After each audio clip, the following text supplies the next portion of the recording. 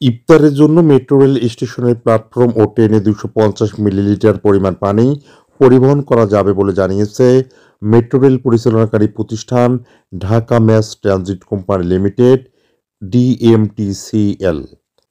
DMTCL এর MRT line 6 এর উপপ্রকল্প পরিচালক মোহাম্মদ আহসান উল্লাহ শরীফের গত 27 ফেব্রুয়ারি স্বাক্ষরিত পবিত্র রমজান মাস উপলক্ষে মেট্রো রেলের চলাচলের সময়সূচিতে এ তথ্য জানানো হয়।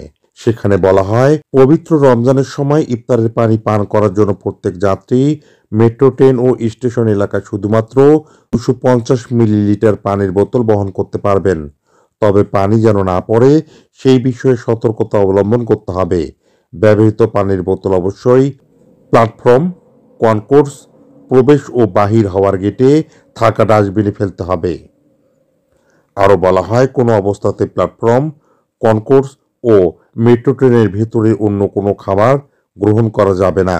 শনিবার ও অন্যান্য সরকারি ছুটির দিনে এবং শুক্রবারের সময়সূচি অপরিবর্তিত থাকবে। সময়সূচি অনুযায়ী সর্বপ্রথম মেট্রো রেল উত্তরা উত্তর স্টেশন থেকে সকাল 7টা 10 মিনিটে ছাড়বে এবং সর্বশেষ ট্রেন রাত 9টায় ছাড়বে।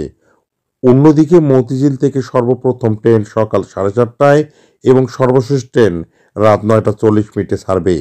এই সময়সূচি অনুযায়ী পুরো রমজান মাস অর্থাৎ ঈদ উল ফিতরের আগের দিন পর্যন্ত চলবে বলে জানিয়েছে ডিএমটিসিএল।